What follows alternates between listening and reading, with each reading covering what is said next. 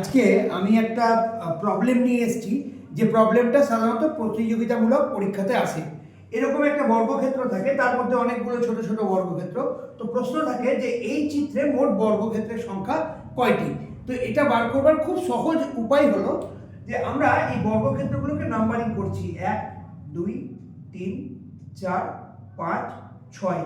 তাহলে column wise আমি বর্গক্ষেত্রগুলোকে numbering করলাম, এবার রো ওয়াইজ নাম্বারিং করছি 1 2 3 4 5 6।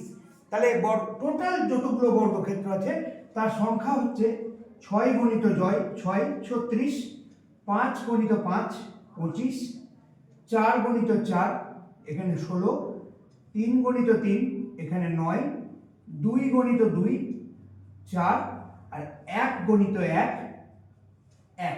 এখানে টোটাল যেটা হবে সেটাই হচ্ছে মোট বর্গক্ষেত্রের সংখ্যা, that is 1 square 2 square plus 3 square plus 4 square plus 5 square plus 6 square. তাহলে যতগুলি এখানে রো বা কলামে বর্গক্ষেত্র থাকবে, তাহলে সেখান থেকে শুরু করে এখানে যেহেতু 6টা আছে, তাহলে 6 square plus 5 square plus 4 square plus 3 square plus 2 square plus 1 square, এটাই হচ্ছে মোট বর্গক্ষেত্রের সংখ্যা।